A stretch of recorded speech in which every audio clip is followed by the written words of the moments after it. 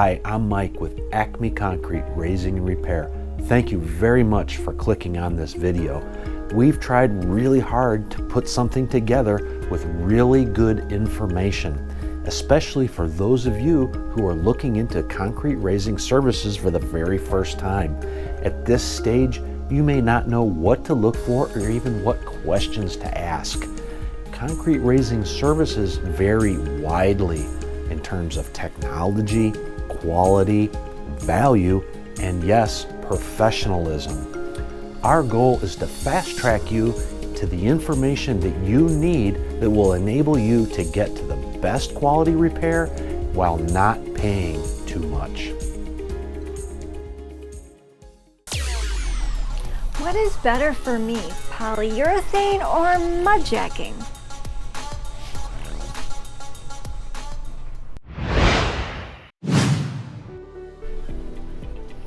Is a cement slurry good for concrete raising? Using a concrete or cement slurry as a mudjacking material is an old dying technology. Although cheap and easy to do, it's very limited in its ability to provide a good-looking yet long-lasting repair. You see, concrete is the original problem. Simply adding more to it is not the solution. This would be similar to having a flooded basement and someone suggesting add more water to it. It just doesn't make any sense. Concrete wouldn't sink so much if it wasn't so heavy. Adding more cement or concrete compounds the problem by aggravating an already compromised area. This is one of the many great benefits of our SmartLift system. Our polyurethane does not add significant weight to the area.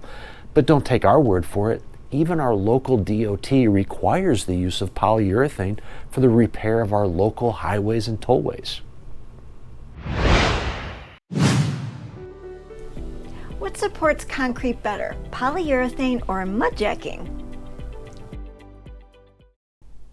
Our SmartLift system utilizing polyurethane will always support your concrete much better than mudjacking. And it's really easy to understand why that is, and I'm going to explain it to you. It really has to do with fluid dynamics, specifically viscosity. Viscosity is a measurement of how thick a fluid is or how much it resists flow. The higher the viscosity, the thicker it is, the more it resists flow. A low viscosity material is highly flowable. So mudjacking would be similar to like a blizzard from Dairy Queen, really thick, doesn't flow very well. Polyurethane, when injected, would be similar to, say, something like olive oil, highly flowable, which all of this is easy to understand why now that mudjacking requires such a large injection nozzle. They have to drill big holes in your concrete just to get that thick material to the beneath the side of your concrete. Our polyurethane, being so thin or low viscosity when injected, is why we're able to drill very small holes. It's highly flowable. So the mudjacking, when they drill the big hole, they use the big nozzle to pump that thick material. It goes beneath your concrete into a pile. We call this piering. The thick material is able to push the concrete up, but it leaves voids on either side of it. This leaves your concrete not properly supported. So over time, moisture affects mudjacking material, can soften it, it weakens, slumps back down, your concrete drops again. However, with the lack of support or the presence of these large voids, the concrete ends up stressed and additional cracks can form, so bad that you may actually have to have your concrete replaced at this point. Our polyurethane, being completely different, our highly flowable material spreads out easily beneath the slab, raising it and supporting it, filling voids, ending up with a long-term repair for your concrete. But you know, we understand that as you're looking into concrete raising services, you're talking to different people and you're going to be getting marketed to. Contractors are always going to say their way is better. And you know, if you line up 6, 8, 10 mudjacking companies, you're probably going to get 6, 8, or 10 different stories and explanations as to why each one is better than the other guy. So it can get really kind of crazy and confusing. So we like to bring in third parties when we can, unbiased resources, and that's what we're going to do today. We're going to refer to the Illinois Tollway. You know, the Illinois Tollway and surrounding DOTs have decades of experience dealing with sinking roadways, so they understand what works and what doesn't. So I'm going to refer to a document that you can look up online and verify for yourself.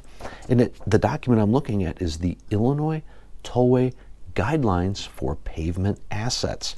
And I'm paraphrasing here, but within this document it clearly says slab stabilization is achieved by injecting a highly flowable material underneath the slab. Polyurethane, expanding up to 6 times its liquid volume, forces its way into any sized void. The document goes on to clarify that water-resistant polyurethane is the primary material used today by tollway and highway departments. So there you go. The proof is right there. You know, it's an unbiased resource that we can all rely on. And if you're in the Chicagoland area, if you've been on I-294, you have experienced the power and longevity of polyurethane. There's a 42-mile stretch that had sections that dropped up to 5 inches. That repair work was all done with polyurethane. Mudjacking technology wasn't even allowed to bid that work. So we hope you find that useful and see that it's easy to understand why polyurethane is always going to be the better choice.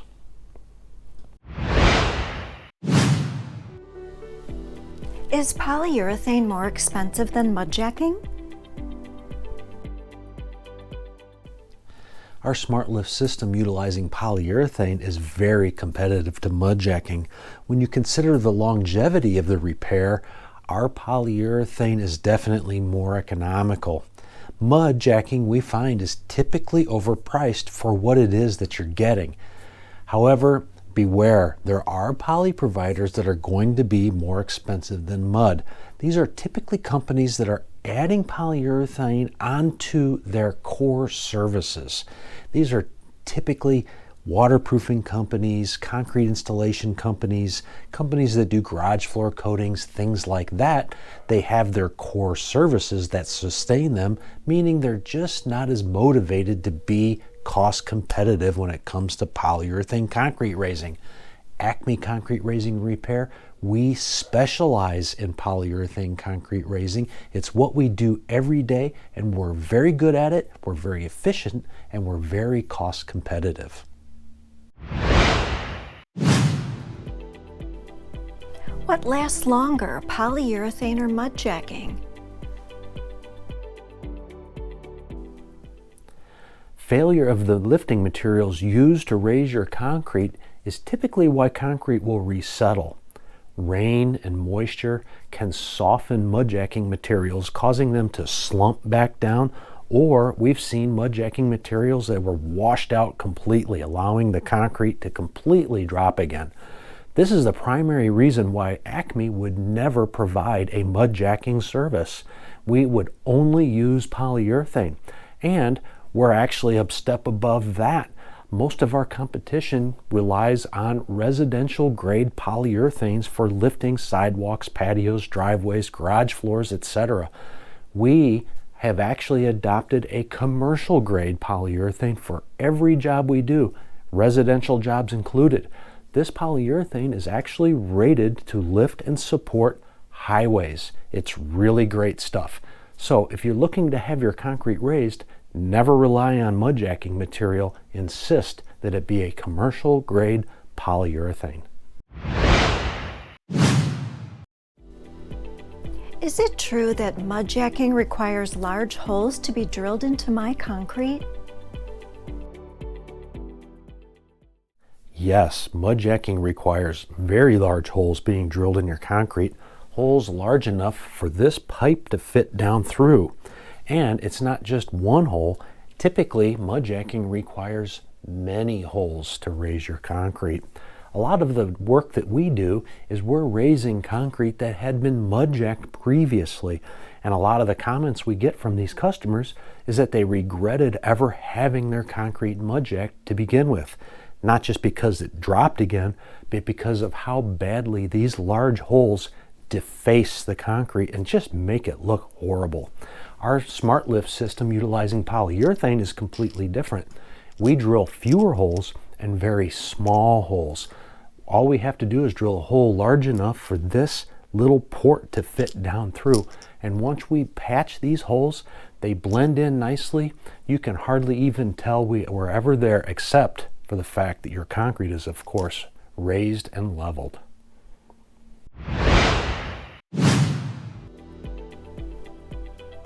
Why do some companies still offer mudjacking? The equipment, process, and materials between the two technologies are vastly different.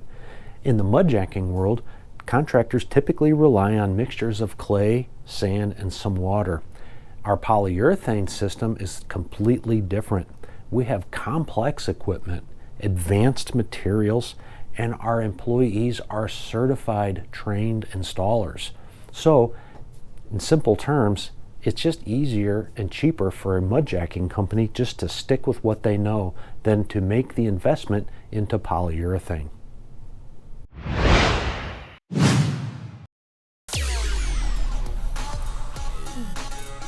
What questions should I ask during my estimate?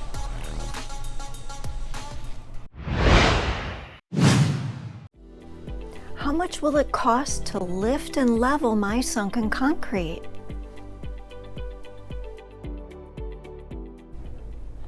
We believe that concrete raising should be a very economical solution to sunken concrete. With Acme Concrete Raising and Repair, you can expect lifting your concrete should cost about half that of replacement or less. However, this is not always the case with companies that provide other services like waterproofing, sealing, power washing, things like that. Commissioned salespeople have an agenda. Before even arriving at your home, these salespeople have the goal of upselling you. The more they sell you, the more they make. These are services that may sound great at the time, only later for you to realize you probably spent too much. Acme Concrete Raising and Repair never sends a commissioned salesperson to do your estimate. Our estimators are all certified installers. These people know how to raise concrete so they can properly and accurately evaluate your job and give you an estimate that makes sense. Remember, estimates are always free, and with Acme, there's no pressure, no hassle. We hope to hear from you soon.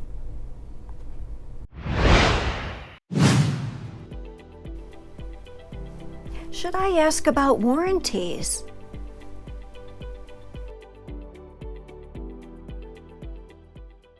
Yes, you should absolutely get a warranty when you have your concrete raised, but you need to make sure that it's going to provide you value. We've seen warranties out there as little as 1 year, which in our opinion, that doesn't provide much value. You want it to last for sure longer than a year. And we've also seen warranties on the other end of the scale, which are really just marketing strategies, sales tactics of lifetime warranties. But if you read the fine print, a warranty that's supposedly for lifetime may limit that exposure to only one repair. So if you get a lifetime warranty and your concrete sinks in a year's time or a year and a half time and they come and fix it, that warranty is then over. There's no more repairs. So you need to read the fine print, make sure that you're not being subjected to a marketing strategy, understand exactly what it is. Acme Concrete Raising and Repair, we provide a very straightforward warranty that provides value, but doesn't have a lot of tricky language in it or terms and conditions that invalidate its value to you.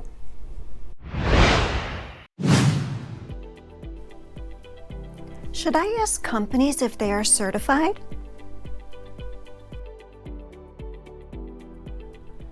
Yes, we think certifications are definitely important. You know, there are trades like electrical, plumbing. Those trades are licensed by the state. Concrete raising services are not. So certifications are your way of determining that who's coming to your home to raise your concrete possesses the necessary skills and training to do the job correctly. The last thing you want is someone coming to your home who isn't experienced and who doesn't know exactly how to do this to be practicing on your home. So we definitely think that certifications are important. All of our employees are certified and they can provide that documentation per your request.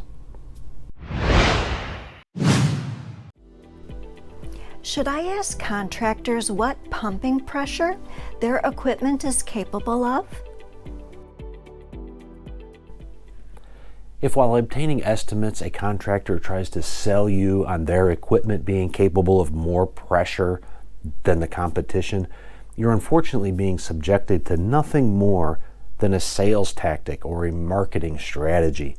You see, it really only takes about 10 pounds per square inch or less to raise driveways, sidewalks, patios, garage floors. Most anything takes less than 10 pounds per square inch.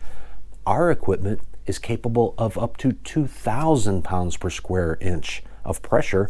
However, we're never required to operate anywhere near those levels. So pumping pressures are really one of the last things you as a consumer need to be concerned about when evaluating estimates.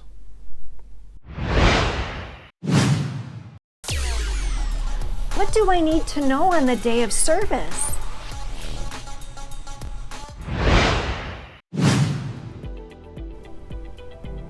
How exactly do you raise settled concrete?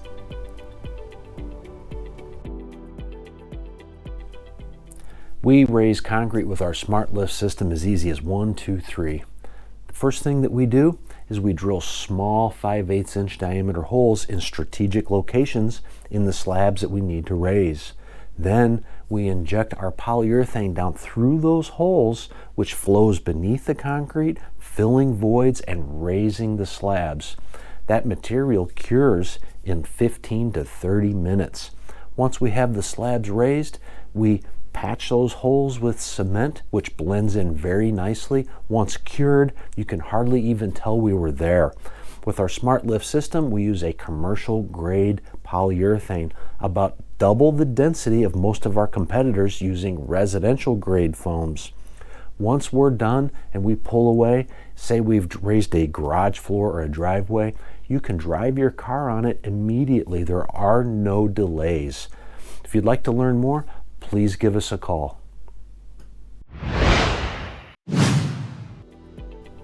How long does it take to raise settled concrete?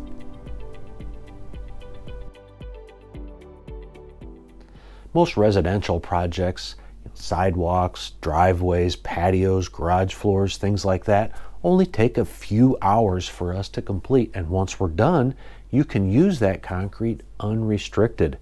Commercial projects, municipal projects, larger sites, those can take a day or multiple days. In some cases, we'll put 2 or 3 crews on a job just to increase our efficiency as needed.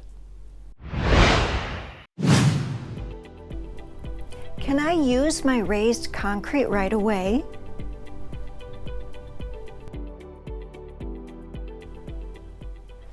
Yes, our polyurethane cures in about 15 to 30 minutes. So, unlike old mudjacking techniques, as soon as we're done with the job, your concrete is free to be used without restriction.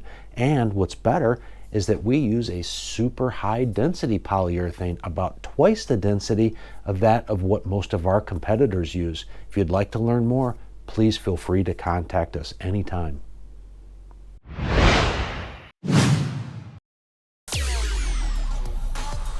I have some more questions. Can you give me additional information?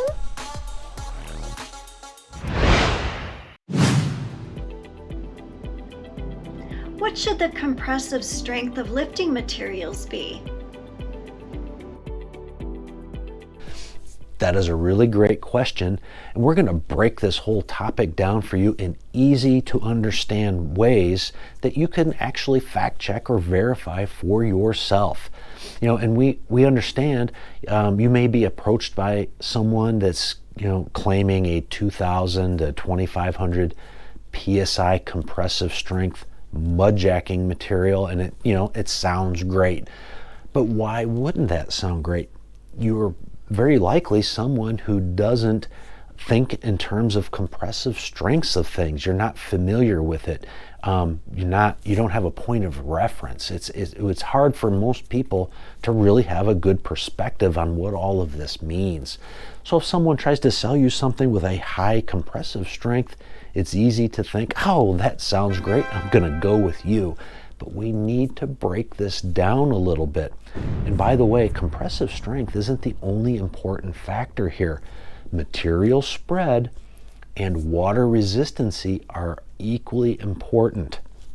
So what does a compressive strength need to be? Why shouldn't it be 5,000 psi? Why not 10,000 psi? Why shouldn't it be something that's rated to lift and support tollway slabs, highway slabs? That has to be really great stuff, right? Well, to put all of this into perspective, let's take, for example, a driveway slab with a truck sitting on it. What would all that weigh, and what would the compressive strength need to be to properly support it? Let's break that down. A driveway slab, let's assume it's 8 feet wide and 20 feet long. That's going to weigh about 8,000 pounds. A pickup truck sitting on it, a truck weighs probably about 7,000 pounds. That means this 8 by 20 slab now has a total weight of about 15,000 pounds. But compressive strengths are typically expressed in terms of pounds per square inch. So we need to convert this load, this driveway and truck, into square inches. And an 8 by 20 slab is comprised of about 23,000 square inches. Yeah, lots of them little guys there. If you divide the 15,000 pounds by the 23,000 square inches, you end up with a total square inch load of less than 1 psi. Yeah, so I mean, that right there just really puts it into perspective what a compressive strength would need to be. Now, let's go back to the example of Illinois Tollway. Illinois Tollway and departments of transportation, they regularly have to lift and support highway slabs. Well, those are super heavy, they're super big, and they've got 24/7 traffic on them all the time. That has to be really great stuff to be able to effectively lift and support highways. Well, the Illinois Tollway, their primary preferred material for lifting those slabs is polyurethane. That's right. They've moved away from any type of mudjacking technology, and they require polyurethane. So when they have these highways raised, they spec it out that it has to be raised with polyurethane, and they also specify the compressive strength that it has to be. Guess what that number is? 90 psi. And it's true for the right here in Chicagoland, I-294, 42-mile section had areas that dropped up to 5 inches. They put a bid spec out for that work, and they said it had to be polyurethane, and that polyurethane foam needed to have a compressive strength of 90 psi. So let's go back to our driveway example. If we have an 8-foot wide by 20-foot long piece of driveway, and we support it with our polyurethane that has a 90 psi compressive strength, that all works out to being able to support, theoretically, a load of over 2 million pounds. That is over 100 times the strength that it needs to be to support any reasonable, practical load that driveway is ever going to experience. So, if someone is trying to sell you on these 2,000 to 2,500 psi compressive strengths, you need to understand that is a marketing tactic. It's just a sales strategy to try to sell you. And in fact, we raise a lot of concrete that has been mudjacked, and when we do that, we oftentimes sample the mudjacking materials that are beneath that concrete, and without exception, those materials will just simply crumble in your hand. We have never found a mudjacking material that had any binding agent to it really at all. And we've even taken samples of those mudjacking materials back to our shop, and we've put them in side-by-side erosion tests against our polyurethane, and without exception, the mudjacking materials break down and wash away. So, mudjacking, it can be referred to as, concrete-like, cement-like, clay sand mixture. Some guys are creative and even refer to it as custom mortar mixtures. It doesn't matter what they call it. In our experience, it's all the same. It crumbles in your hand and it washes away. And compressive strengths, if something crumbles in your hand, there's no way, in our opinion, that it has a compressive strength anywhere near suitable for providing a long-term repair. So we would never use mudjacking materials or technology. We would only provide polyurethane as a repair method for sunken concrete, or for stabilizing it for that matter. We hope you found this interesting.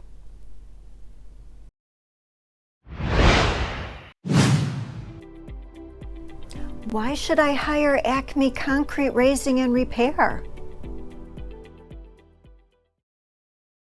Simply put, our demand for excellence is unmatched by any of our competition. Our reputation speaks for itself. We have highest standards for customer service and perfectionists in the field doing these jobs. Our employees love what they do, and it shows. All of our employees are highly trained and certified installers. We developed the SmartLift system to provide the best solution to settled concrete currently available, and we are Chicagoland's very first contractor to specialize specifically in polyurethane concrete raising and stabilization. To learn more about our company and what we can do for you, please do not hesitate to contact us. GoPro, stop. Is polyurethane better than mudjacking?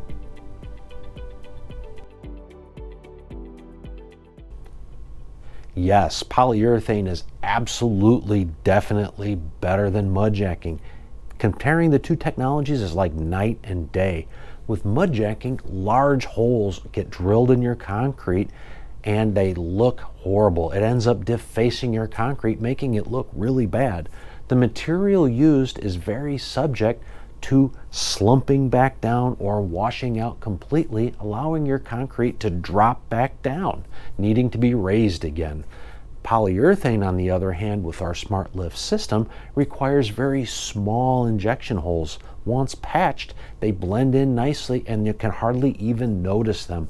The polyurethane that we use to lift and support the concrete is completely water resistant and will never wash out from beneath your concrete. So mudjacking doesn't look very good and it doesn't last very long. Polyurethane concrete raising with our SmartLift system makes your concrete look great, and the raising material that we use will never wash out.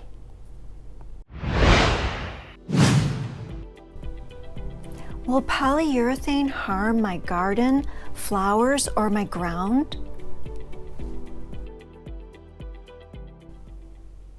Our polyurethane is an inert material, meaning it will not leach anything into the ground or surrounding areas.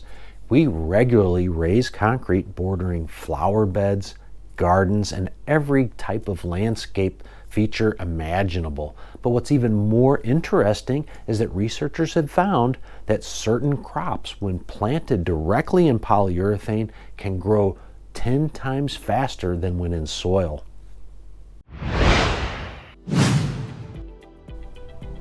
Is polyurethane biodegradable? our polyurethane is absolutely not biodegradable. When you have your concrete raised by one of our certified installers, our polyurethane will not degrade or change shape to any significant degree for decades.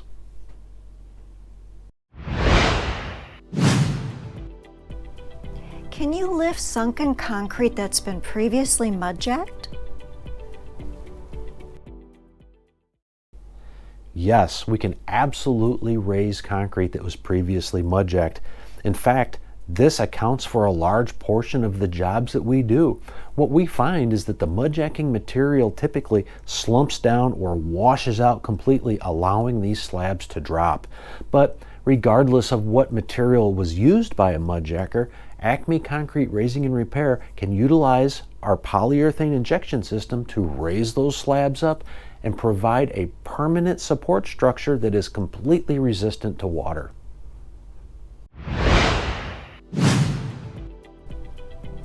Is the material you use to raise sunken concrete hazardous to the environment?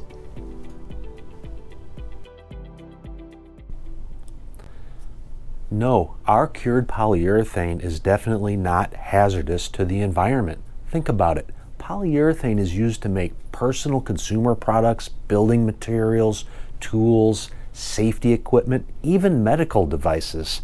Your home or business probably contains polyurethane in the form of spray foam insulation, other building materials, padding, cushions, mattresses, bedding, and yes, maybe even one of these pillows.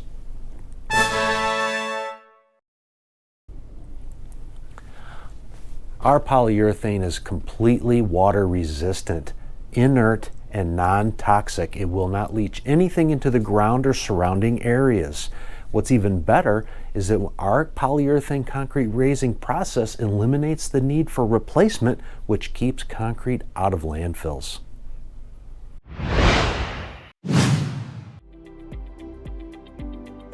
Do concrete raising materials erode?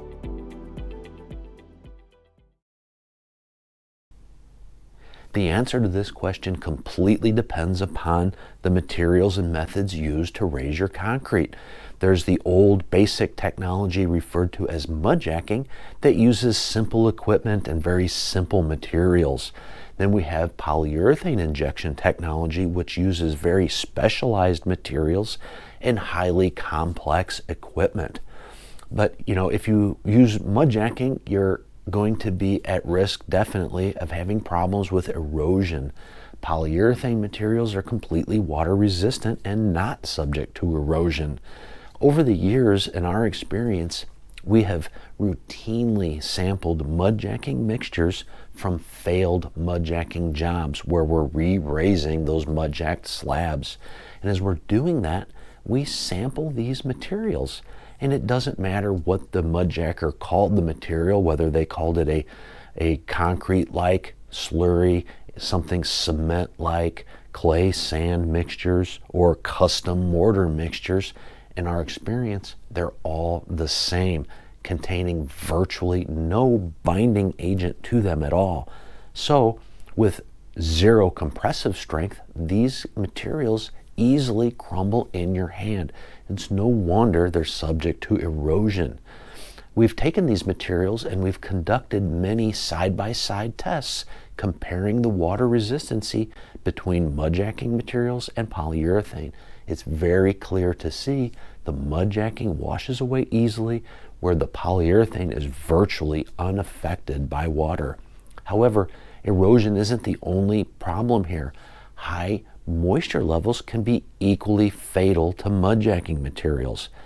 Mudjacking mud can push a concrete slab up, but over time, moisture can penetrate this material, soften it, weaken it, allowing it to drop again. And when this happens, your concrete is actually at risk of additional cracks forming. When this happens, you're likely going to be required to have to replace these slabs. So you don't have to just rely on our experience with mudjacking materials.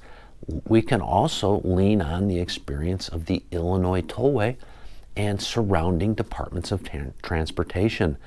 you can go online and easily find a document by the Illinois Tollway called Illinois Tollway Guidelines for Pavement Assets. And if you look up this document, you can read through it and learn from their decades of experience dealing with settled sinking highways and figuring out the best ways to raise them. You know, back in the day, mudjacking, or what they refer to it as cementitious grouting, that was the only option. But they have learned that there is a better way, and that way is polyurethane. So within this document, I'm paraphrasing here, but it says very clearly that the use of cementitious grouts has declined due to its erosion potential. The document goes on to say high density 2-component water resistant polyurethane is the primary slab stabilization material used today. So there you go, decades of experience from the Illinois Tollway, and they have determined that polyurethane is the way to go. So with Acme Concrete Raising and Repair and our Smart Lift system, we only use the highest quality water resistant polyurethane materials. And our polyurethane has such a high compressive strength that it is actually suitable and rated to raise and support highways. So again, with Acme Concrete Raising and Repair, we're going to provide you a super high density material that is definitely water resistant, not subject to erosion. We hope you have found this useful.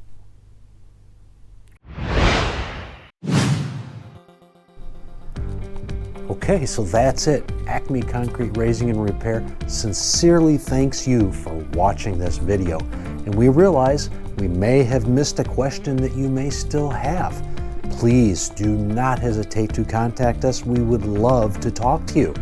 And just so you know, we have tons of resources on our website, lots of articles, job descriptions, technical descriptions, frequently asked questions in addition to these, and our YouTube channel has dozens and dozens of videos covering every topic imaginable as it relates to concrete raising.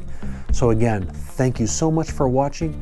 We can't wait to see you soon.